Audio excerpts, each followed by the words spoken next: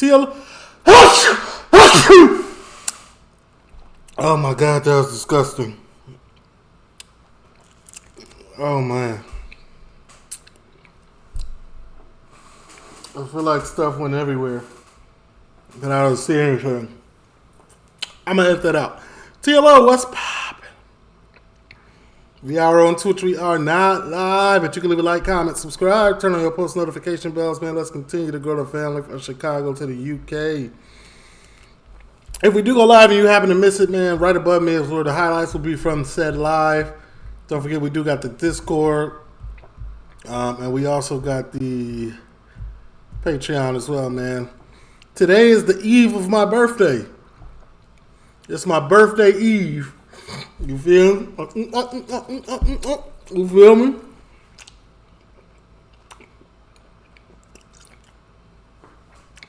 It's not feeling very birthday-y, but you know, it is what it is. Let's get into this, man. Rose Kemp in search of pirates in Nigeria. Let's get into it. I think this is a I think this is the bunch of videos where he went on, obviously, search for pirates. We did one before. It wasn't Nigeria though. Somalia. It was a Somalian. But this is Nigeria. I'm on a global search to find the truth about modern day piracy. Our food, our fuel, our clothes, our cars, our electronics, virtually everything we need or use comes to us by ship. Violence and crime on our high seas is on the increase. I want to find out why that's happening and what's being done to stop it. There are three main piracy hotspots: the Gulf of Aden. This shit HD as hell, ain't it? I don't know if they're gonna let this one be on YouTube for me. The South China Seas and the Bight of Benin. In the last episode, I spent time aboard HMS Northumberland patrolling the vital shipping lanes in the Gulf of Aden. A merchant ship, the MV Soldana, was pirated just 60 miles south of our ship. Right, gunner on this side of loading. I think this is the one I seen. Episode 1 was episode 1 Somalia, whatever? And he's got eyes on. We found the pirate's empty skiff. Yep, this is the one I seen. Yep, I remember. With money, ladders, and several RPG warheads. Certainly took it out on their ship, that's for sure. I'm now headed for the troubled waters off Nigeria. I honestly had no idea that this was an entire series. Where I continue my search for pirates.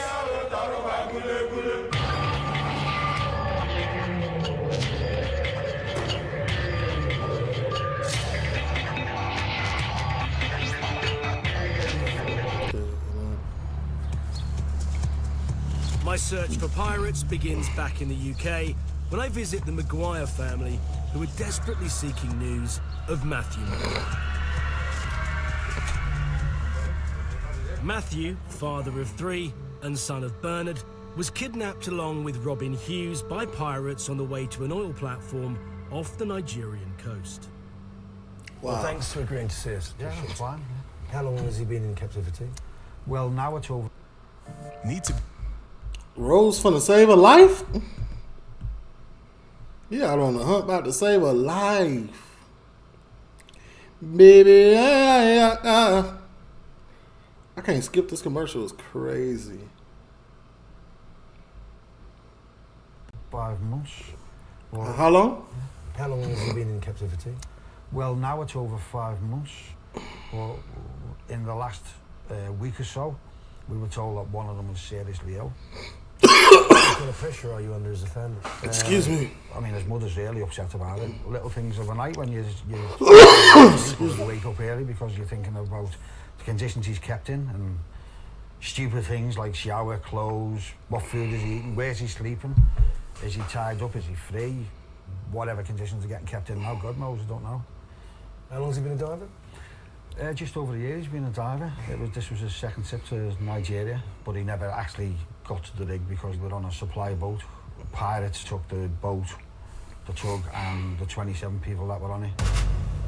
Until recently, Nigeria was the world's 8th biggest oil producer. It has some 20,000 foreign oil workers in the country. Like, do we even, like, as an American, I can't speak for the UK, but, like, I don't even be thinking about no pirates. You know what I'm saying? But this is, like, real. The last time I thought of a pirate was Black Jack. You know what I'm saying? Pirates of the Caribbean. But this is, like, a real thing. It's crazy. They get paid well to bring the expertise needed to pump black gold from Nigeria's rich. Like, imagine going to work, clocking in, and getting abducted by a pirate. Like, this is wild. This is the wildest job. Oil fields. However, it comes at a price. Over 100 are kidnapped by pirates every year. The seas around Nigeria have been described as a war zone. Hell no. I'm going there to find out why it's the bloodiest pirate hotspot on the planet. I begin my search in Lagos. It's a vast, sprawling city that's grown up around a complex system of rivers, lagoons, and waterways. Nigeria imports 75% of all its commodities. As a result, ships from all over the world are queuing up to get into West Africa's busiest port. I'm outside the entrance to the port of Lagos, Nigeria, West Africa. Lagos is the fastest growing city on the planet. Probably the most chaotic. The 1950s had a population of just around 250,000 people. Now, depending on who you speak to, it has a population ranging from anything from 9 million to 18 million. But as this city expands at such a fast rate, it faces certain challenges. Unemployment, crime, corruption, pollution. And now, there's another problem to add into the mix: piracy. I'm going to meet up with Duncan McNichol, a shipping agent. He's been working in Lagos for Duncan McNichol. nearly 20 years. And Crazy. he's got some footage of a very recent pirate attack that he wants to show me. So the master filmed this from the bridge wing. As you can see, That's the pirate boat. that's the pirate boat. And as she's approaching from the starboard side, they're circling around, trying to fire heavy caliber weapons and automatic weapons at the vessel. The gun flashes, yeah? Correct. Piracy. Imagine, that's what I'm talking about. Like, imagine just, working aboard a ship and, like, having to deal with this. Why the ships don't got, like, security?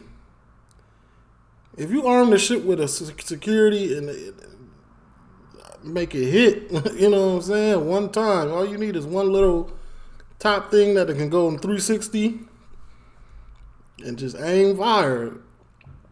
Ain't no way you on that little vessel finna, you know what I'm saying, board this. Increase, and there's two reasons for that.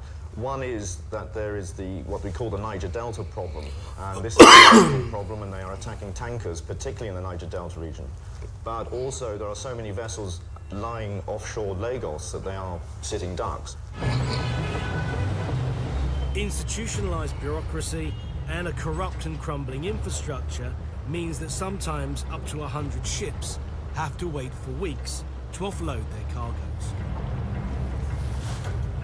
We're now in what's known as the quarantine anchorage.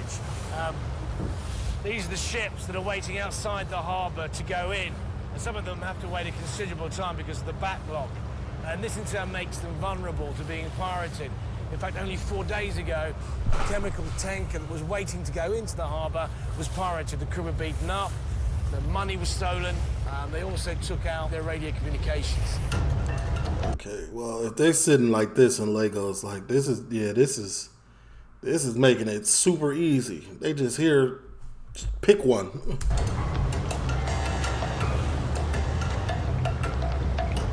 So, how vulnerable is something like this ship? These sort of ships are the ones that are being attacked these days. She's fairly low freeboard. As you can see, it'd be quite easy to get on board. A even ladder with up that, you're climbing. a ladder, a grappling hook.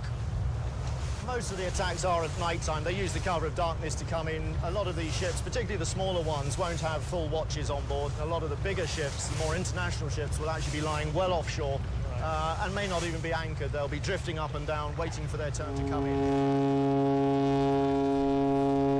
Duncan, to explain to us why this country has to import so much stuff? Why hasn't it got a manufacturing industry? It's basically because of the oil. It became easier to earn money from the oil companies than it did to farm.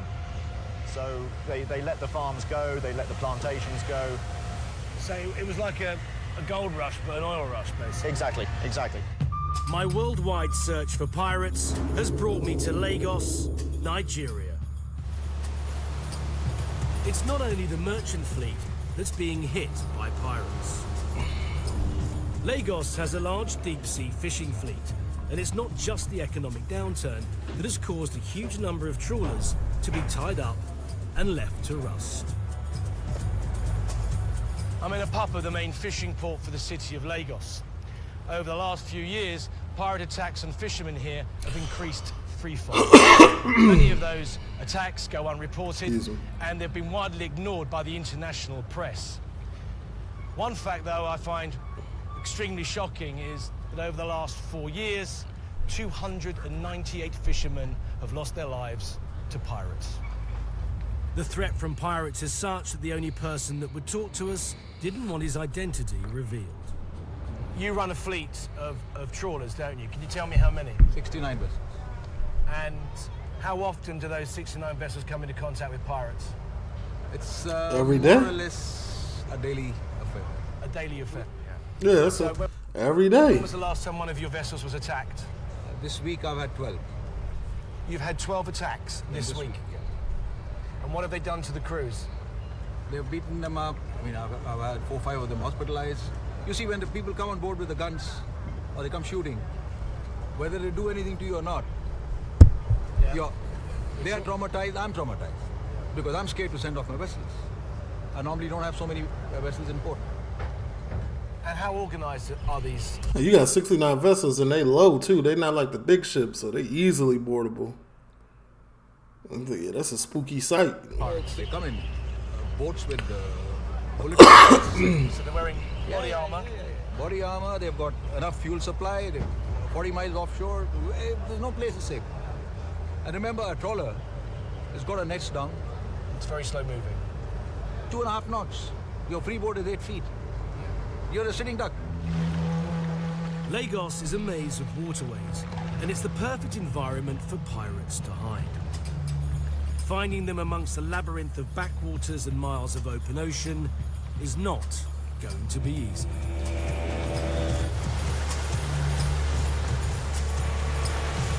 We have, however, just got a lead to someone who was one of their victims. Billy Graham has worked here in the oil business since 1991. 18 months ago... Rose got the same shirt on, different pants, different shorts. It's crazy. He was kidnapped and is still coming to terms with it. You've actually met pirates, haven't you?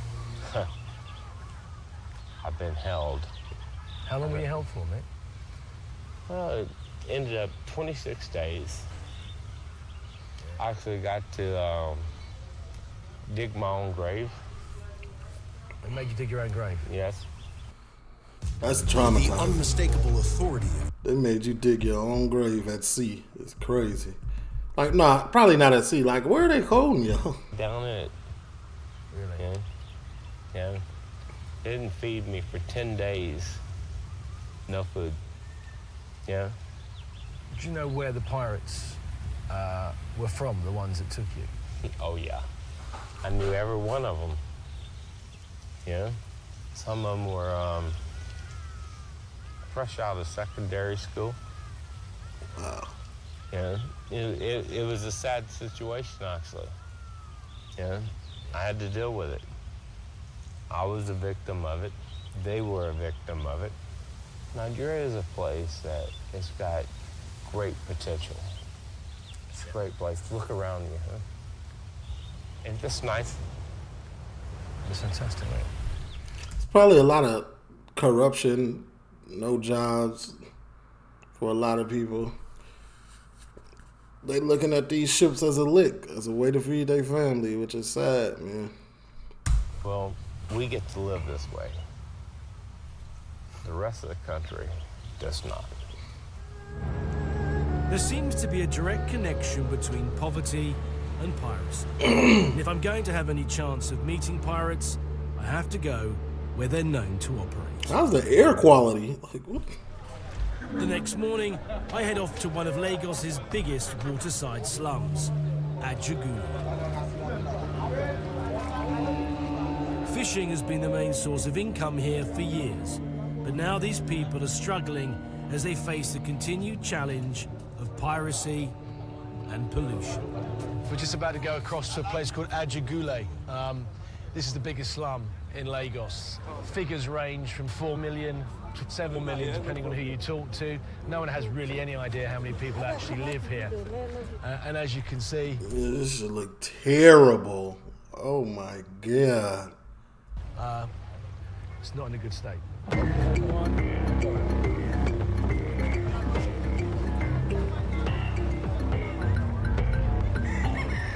mean, you think that people were supposed to fish here. I mean, this was a fishing village. Look at it. Polluted beyond belief. People are still coming here in their droves. It's just phenomenal. Like, it's almost understandable. Look what these big ships and rigs are doing to our water. We can't feed ourselves. We can't, you know what I'm saying? So it's like a never-ending cycle. These ships come, pollute the water, take away what we thrive on, so we get on these ships and we take from them like they took from us.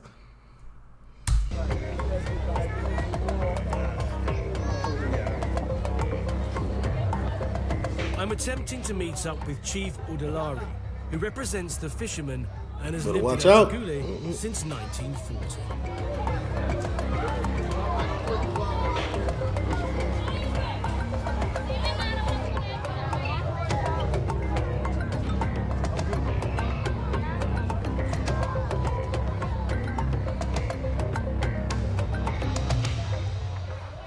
So it's quite early in the morning here, and in my short trip just then of maybe 20 meters, I was offered some palm wine by 2 different guys and sex. Do I want some? By 3 different girls. So it could have been a very eventful morning, actually. Could have been lit. Could have been turned up. Could have been lit this month. It's been difficult to actually get a size, but you can well believe that there are upper 4 million, 5 million people living here. Because we've been walking for 35 minutes and it just hasn't stopped. It's like this all the way through, and the stench that runs through this place is, well, it's indescribable, really. After some 2 hours, I meet with the chief. He takes me on a tour of the river where he fished for oysters and crayfish just 15 years ago. There is no life in this water animal. My bad.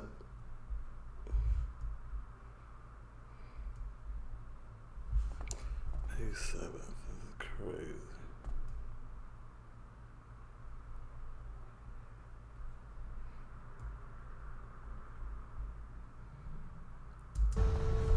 There is no life in this water animal. How far do you have to travel towards the sea before you see fish? We have to travel to at least about 20 miles. Yes. Are the people scared to go out now to fish? Well, this time around, few people goes to the sea because they are in fear of being attacked by the pirates. Are they armed? Do they carry weapons? And the pirates attacking their own people too? They carry weapons, sophisticated weapons. They carry weapons that even our soldiers, our navy are not having in their possession. Damn, when you get to attacking your own people as pirates, like, what are you doing then? What is it for then? It gotta be only for some selfish. Because you're not doing it for your community, you're not doing it for your people if you're attacking them too. Where are the pirates coming from? Most of them, they migrate from anywhere, not from this our community. Oh, they're not from that cover community. their eyes, their faces. Then you just simply say, yeah, you cannot identify them. And when they do their half work, they get away. Because the peasant fisherman doesn't have gun, you don't have a knife to fight, you don't have anything done, your paddle, your pole, and your nets. And what will they take from the fishermen? Mostly the peasant fishermen, they carry the little money they've made, and whereby they don't see any money from them, they hijack their engine, they leave them alone. Leave them adrift at sea? Yes, Many are dying, many are wounded. They still they people. African is African. You know, the human people. No, Africa. You still stealing from your own people. Like, I don't know. As I leave Ejiguli, the reasons that pirates could exist here are obvious for anyone to see. But it saddens me that some of the poorest people here fall victim to it. While we've been in Lagos, it's been impossible for us to meet up with pirates here. The main reason being that most of them are purely criminal. They have no agenda other than making a buck. And I think the only chance of us actually meeting pirates is to go down to where the actual oil is produced, down in the Niger Delta. And the people that we'll have to meet are MEND, the Movement for the Emancipation of the Niger Delta. We've been warned against going down south because at the moment MEND have a policy of taking Europeans hostage and using them to gain publicity for the plight that they see their area is in. However, I think if we're ever going to meet up with pirates, we're needing to go down to that area and hopefully make contact with MEND and find out exactly how they operate and why they've taken to piracy. The Delta is the main oil-producing region in Nigeria. In 2008, it produced on average $2.2 billion of oil every month. The unfair distribution of oil wealth and the devastating environmental damage were the two main reasons given by MEND for taking up arms against the oil companies and the Nigerian government. In 2008, it produced on average $2.2 billion of oil every month. The unfair distribution of oil wealth and the devastating environmental damage were the two main reasons given by MEND for taking up arms against the oil companies and the Nigerian government. We are going to break down the production process to the barest minimum, and we are going to achieve it very soon. MEND were originally set up as a political organisation who wanted the world to sit up and take notice of their cause. Today, they are heavily armed militants who attack oil installations and kidnap foreign oil workers. We are enlightened enough to know what we want, and we are fighting for it. The delicate ceasefire between government forces and MEND has just collapsed. But despite that, the Delta is where we're heading. There are on average 100 kidnappings a year in the region. In order to film here, the government have insisted that we have security with us at all times. I ain't gonna lie, that ain't it. You know what I'm saying? Not a bad idea. W shirt.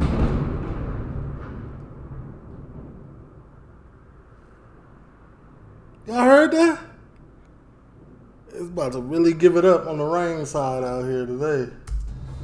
Every person with white skin is assumed to be an oil worker and therefore a potential kidnap victim.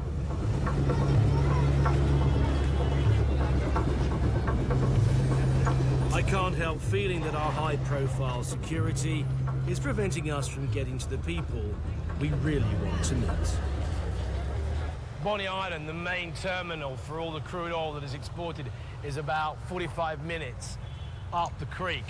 These small boats, you can see these young men running around on. They're the actual ferries that go to and from Bonny Island and to all the surrounding villages. It's this stretch of water or some way up it that Matthew and Robin were both kidnapped in September 2008. Unlike gangs, pirates do not operate in one area. The labyrinth of the Delta is perfect for them to hit, run, and hide. And this, unfortunately, makes them very hard to find.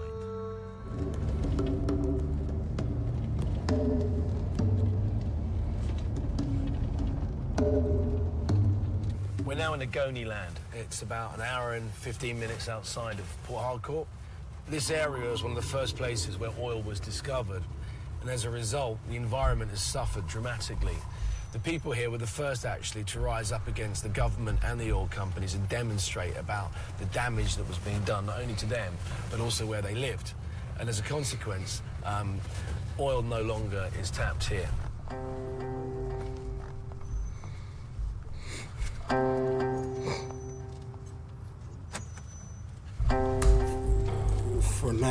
For now. Oh, really? Right. That's the sad part about it. Oil is no longer tapped here for now. You arrived at our destination. I don't know who you're about to meet, but there's fishing nets up there, and there's a canoe, and there's lots of water.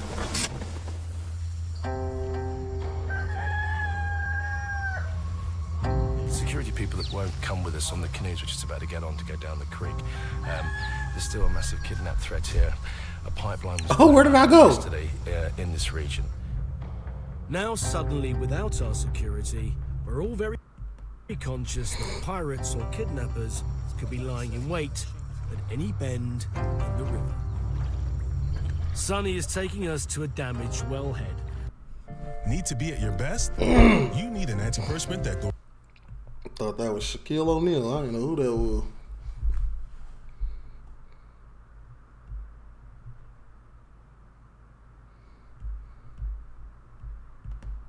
The crazy thing, man, about this weather right now, man, it's raining. I wanted to go get some food from the store real quick, but I guess I got to starve on my birthday eve. Over a year ago, polluting the river for miles around.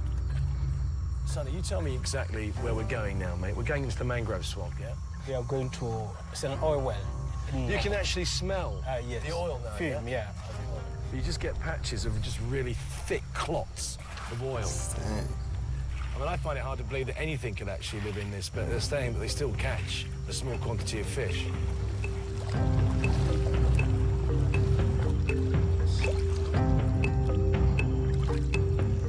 This is the oil well. A wellhead, basically, that's been tapped off. The smell, the stink of the oil now is overwhelming. The water's just got blacker and blacker. Damn. And it's hot. I can feel it. It's hot now. It's hot, yeah. Why is that? The pressure from the wellhead. Way below us now, oil is trying to come up. Yeah. And that's stopping it, or it's not stopping it, is it? Can you see oil coming up? If you look at that pipe up there, you see something like smoke. Yeah, I can see the smoke coming out of it there, yeah. You can see smoke coming off it, like a vapor, yeah? And that's incredibly explosive, yeah? Yeah. You know when people bung... Probably super polluted. Obviously, it's super polluted. Oil. They steal oil illegally. Could they steal it from there? Yeah, they get access to these, then open the valve there, connect their pipe to it. Yeah. As they open it, the thing gushes out to a standby tanker. Who are these people? Another way they do it is just on the pipeline. Yeah. They get to where there's a valve. A valve, yeah? Yeah. And they open it. Just take it straight out. Yeah. Have people come and stolen from this one? Yeah, through the sea. They come in from the sea, they're big barges, yeah? Barges, yeah. And they just... Launch them all along this place. I would imagine with that sitting there like that, they gotta be teething all the time. It's just too easy. And then no protection, like who gonna stop them? As you can hear, there's thunder up above us. It looks like the heavens are just about to open up. And I have to say, that mightn't be a bad thing because it might give us some relief. My eyes are streaming, the back of my throat is burning. And it's very hard to believe that the people still actually manage to live in this environment.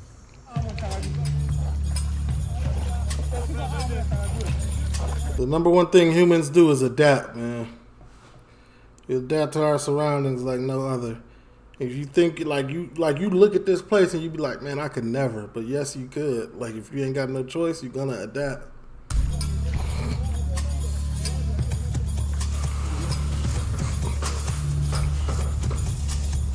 Production has been stopped here, but there is still a huge network of pipes taking oil through Ogoni land to the terminals on the coast.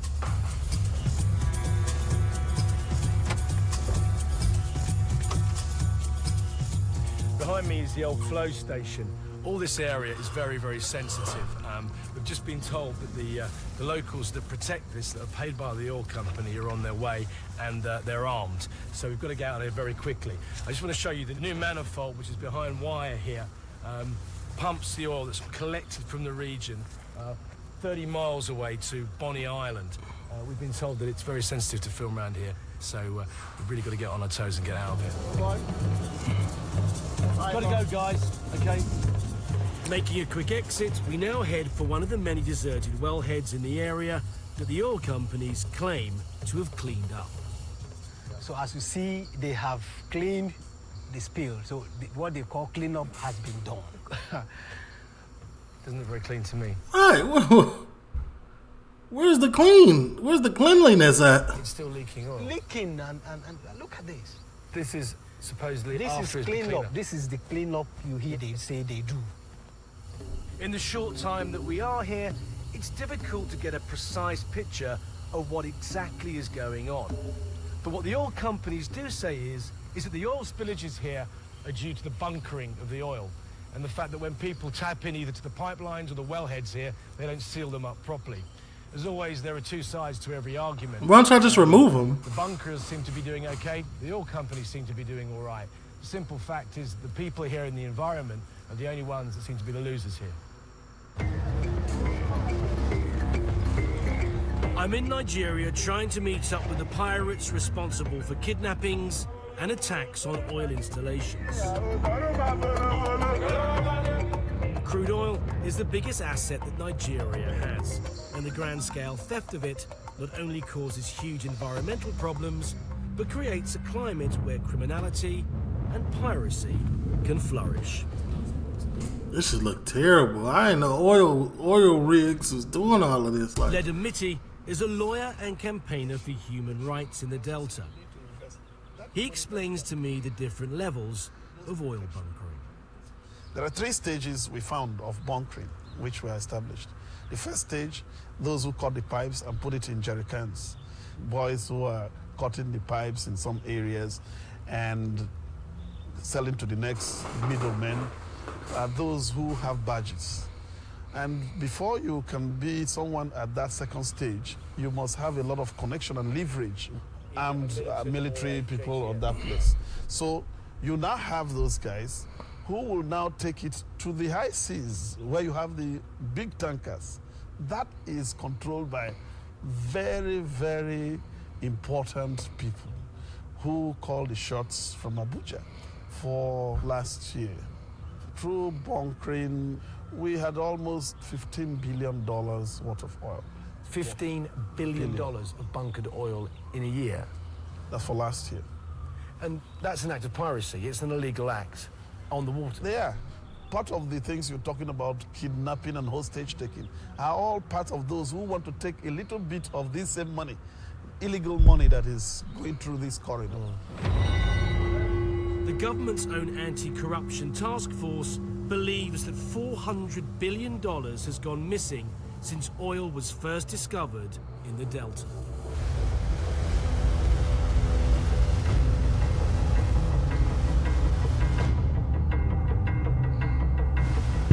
As we head up the river the next morning, the environmental damage caused by spillage, whether it be from cracked pipes or illegal bunkering, is truly shocking. We're heading to the village of Bodo. On the way... Yeah, this is 2009, they said, right? This right here is crazy to me. Because, you know what I'm saying? Like I said, I never really paid attention to none of this. Like, this is shocking that this is going on in the world, and it almost seemed like, well, like, I feel like it could be stopped. Like, this oil is $1 trillion industry, ain't it? Like, y'all can find a way to clean this up. We stop off to see the damage done by a recent oil spill. The more and more we made our way up the creek, the more and more they barefoot in terms of the environment. The mangrove has completely been killed. It takes hundreds of years to grow. It's just dying. Look, it's just wiped out. Anyway, the actual leak is somewhere up here, about another 100 meters. So we're going to endeavour to make our way up there without sinking. But as you can see, the closer we get, the blacker it's getting. And actually, the weird thing is, the mud's really hot because of the oil. It's actually making my feet cook. That's about That's the place. Oil up It's there. oil Yeah. there. It's a river of oil, a sea of oil. Yeah. This may appear shocking, but as far as the information that we have at our disposal at the moment, this happens at least once a day. There's a spillage at least once a day. Of this magnitude, though? Oh.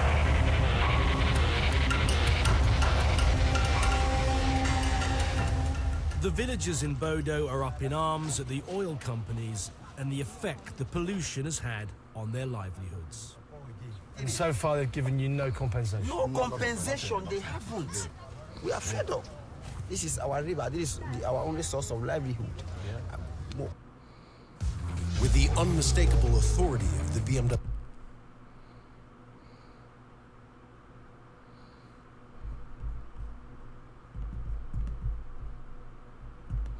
My bad, I'm looking at Grubhub, I'm hungry. 50% of this community depends on this river. Look at all the people, you can see that they are all hungry. If this river was okay the way it was, all these boys will be in the river struggling for their daily bread. But because they have nothing to do, every day we fight with them that they should not commit stealing and all that. You're saying that because of the pollution, people are turning to crime to put food in their stomachs, yeah? Obviously, like I said earlier, like all this pollution, I gotta go get it somehow. That's what we are talking about. It's attributed to it. Their pipes should be removed from our land. Our source of livelihood is destroyed now. And one of these days, they will hear from us. Because the solution will be to blow the manifold. Blow the manifold? Yeah, we will. I'm saying we will. We are going to blow down this manifold and let government come and kill all of us. So let them kill us with their gun instead of we die for hunger. Wow. That's deep. They rather blow the manifold for the oil than and let the government come get them than die from hunger. That's a crazy. You stuck between a rock and a hard place for real. That's crazy. Who wants to live with that? Having failed to make contact with Mend in Ogoni land, we head for Port Harcourt. To be able to film in Port Harcourt, we're there as the guests of the governor, and he's laid on security that's not exactly low profile.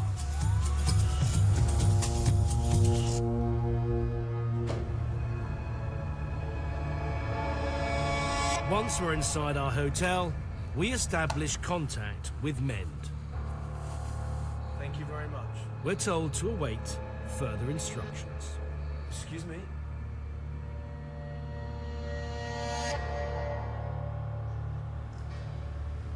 As virtual prisoners in our own hotel, our chances of meeting up with Mend seem slim. It's proving virtually impossible at the moment to actually get to meet pirates. We've had success in the past when we've been dealing with gangs, but this is proving to be very, very difficult. Yeah, it's a different ball game. And also, you know, we're followed everywhere we go. We have our armed guards are here for our security, but also they're basically making sure that we can't go anywhere on our own. Our predicament is made worse when we receive an official invitation to meet the governor at his residence early the next morning. Do we really want to talk to the governor though? Like what? Like he obviously ain't doing nothing. What is he? River State's new governor is taking a hard line on piracy. He's one of Mend's biggest adversaries. We're on our way to meet Governor Amachi. We've got our own close protection unit. It's the only time we've ever had one of those outside of a war zone. Then again, that's not really surprising, seeing as there have been 300 kidnappings here in the last 3 years. Most of them people from outside the country. Governor Amachi is a bit of a maverick. He's trying to push for the death sentence for kidnapping here. His particular constituency where he comes from is probably the toughest constituency in River State. It has more kidnappings, more acts of violence in it than anywhere else. We want to hear about... Damn, I know they got roads moving like the president out here. Crazy. It's raining hard as hell right now. he's going to do about the kidnap threats here and the threat from Mend.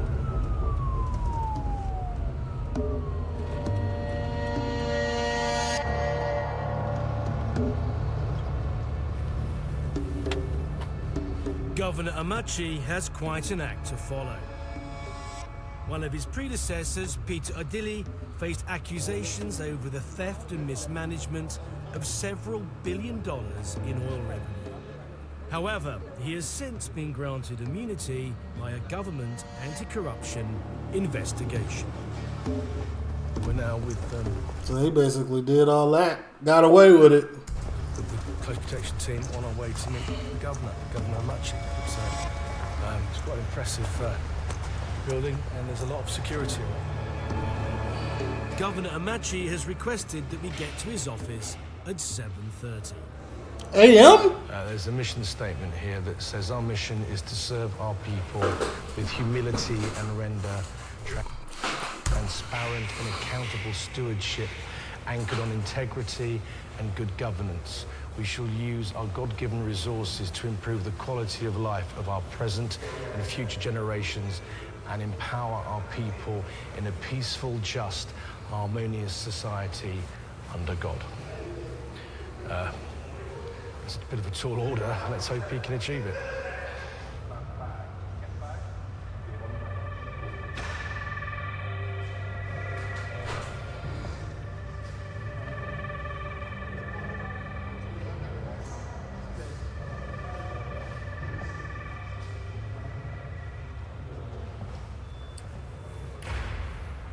Well, after a very early start, we got up around 5:30 to be here for an 8 o'clock meeting with the governor.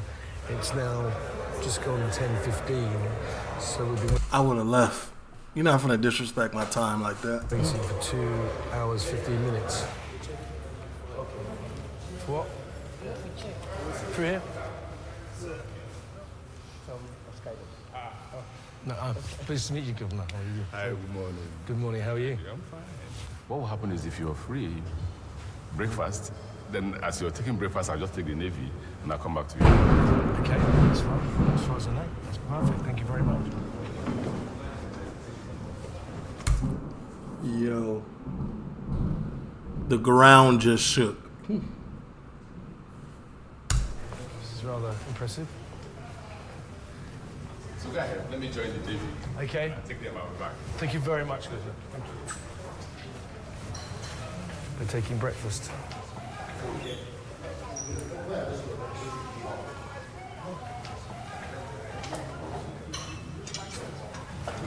He looking like that's not what we came for. You need to sign the subtitle to Emma. Look at the money they ask for, it's heavy. This seems like an immense waste of time right now. You just trying to show Rose you busy. You look at us. Ooh, but look at the rest of the country. Like, look at the rest of the region. Like, what are you doing? Like, it's starting to piss me off a little bit. I know you. Governor, possible to talk to you about, some of the things that you inherited when you took over? What's your take on Mend? I don't think there's anything called Mend. I've never seen one. Really? There's no movement for the emancipation of the Niger Delta? I've never seen one. I've seen one person. Let one person come forward and negotiate with us. I've not seen one. Do they not exist anymore? I don't know. I've never seen one. I'm not sure whether they exist or not, but I've never seen one person called Mend. So far, the people I've been dealing with in the River State have been criminals. Right, criminals. So they're using it as a political excuse for criminal actions? Yes. 99.9% of those involved in River State are criminals. They're criminals. Pure and simple, yeah. See? Well, particularly as you've gone out and said that you wanted the death penalty for acts of piracy. In Nigeria, robbery attracts death penalty. Yeah. Now, here is kidnapping, force of arm, and collecting a human being. What's the difference? This is even worse than robbery. Was that a popular move? I think it's popular with the people. You should go to the streets. People are tired of these criminals.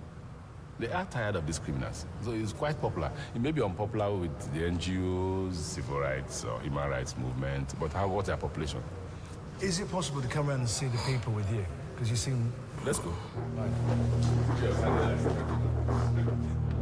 The governor then takes me on what is ostensibly a PR tour of all the good works he's doing throughout Port Harcourt. Yeah, let's really go to the third world trenches though.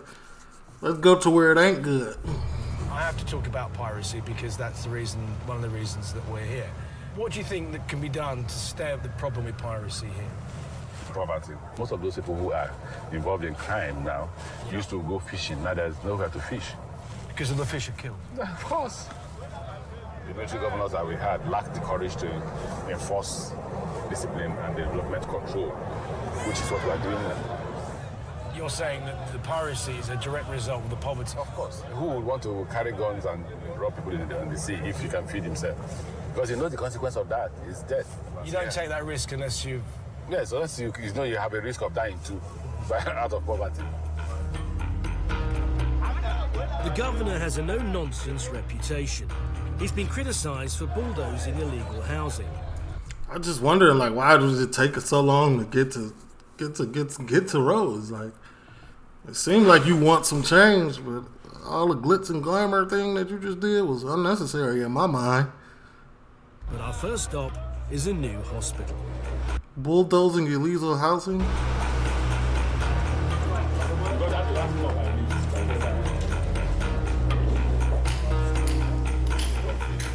Yeah, this is obviously a bit of a publicity tour, but I have to say, he is genuinely popular with the people here. And you can only begin to imagine how unpopular the past governors were. I think he's a breath of fresh air to a lot of the people here. For the rest of the day, we continue to visit power stations, water plants, schools, and other worthy projects. The governor seems genuinely popular with the people, but I can't help feeling that I'm being dragged further and further away from the real issues. Yeah.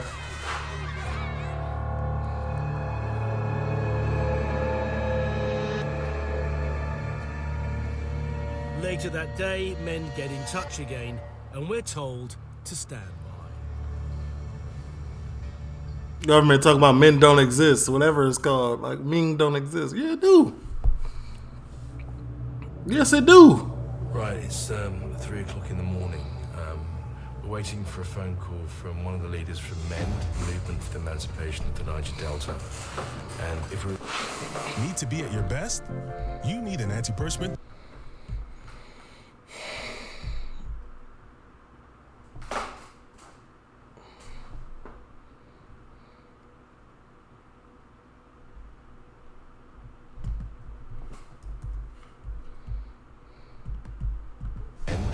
For the Emancipation of the Niger Delta. And if we receive the phone call, there's a good chance we'll be going up the Delta to meet them. There are 2 problems with that. One is that we've had security with us ever since we arrived here in Port Harcourt, and we're trying to actually get away from the hotel without them knowing. If we're seen leaving the hotel without them, we could be arrested. And also, we're on a very, very high risk if we're meeting the kidnappers, that we could be kidnapped ourselves. That call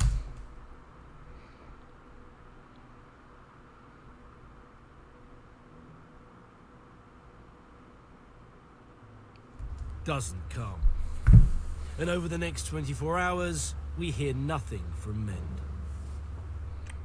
I don't think they trust y'all. We decide to cut our losses in River State and travel the 150 kilometers along a stretch of road known as Kidnap Alley to a town called Warren.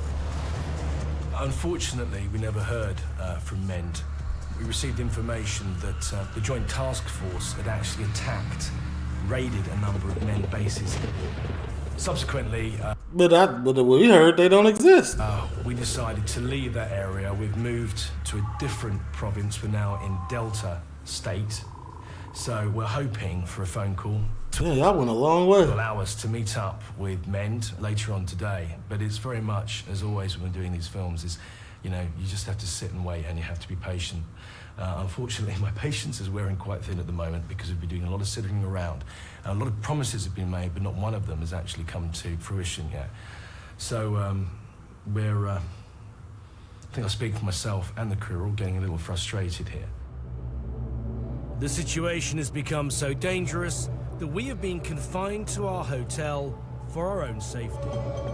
We're hoping that some of the men bases in Delta State have escaped the government attacks, but our lines of communication are now also worryingly silent. Well, we've been here a number of days now in Warri. It's about time y'all give it up, man. We got about 3 minutes left in the whole video. It's over with. Nobody coming. And we're all beginning to get a little bit frustrated, if not a little bit depressed. We've had no contact virtually from anyone from Mend, because we can't actually leave the compound of the hotel. We're not allowed to film actually in the compound of the hotel. We can't step out of the gates for fear of kidnapping or being kidnapped. It's become our own little prison, really, and there is also about to say, welcome to jail. Obviously a good chance that we may get absolutely nothing, no contact with men whatsoever. And all of that has to be put into the cocktail when we come to making a decision of whether we stay here or we bail. You know, we've gone past the time that we should have flown out here. We're well past that. It's time to go then. After several days and nights waiting for a call that never comes, we have to make the painful decision to return to Lagos empty-handed. Personally, I feel that we've not achieved what we set out to do. Maybe we were too naive, optimistic.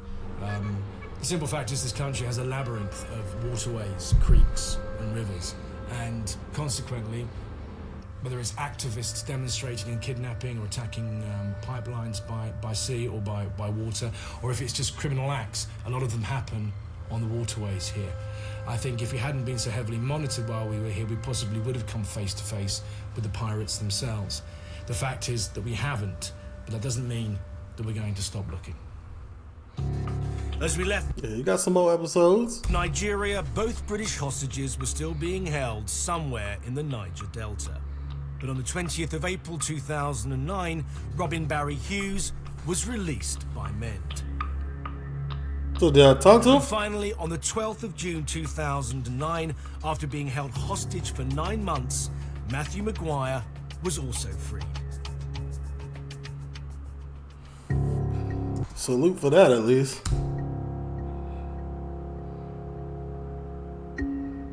Oil production has dropped by 50%. Hundreds of people have been killed. In the crossfire, all journalists have been banned from the affected areas. Damn. So none of this is televised. In the next program, I'm in the most famous pirate-infested stretch of... Okay, we don't watch next. TLO, leave a like, comment, subscribe, turn on your post. This is interesting stuff, man. More interesting stuff from Rose, man. It's W's.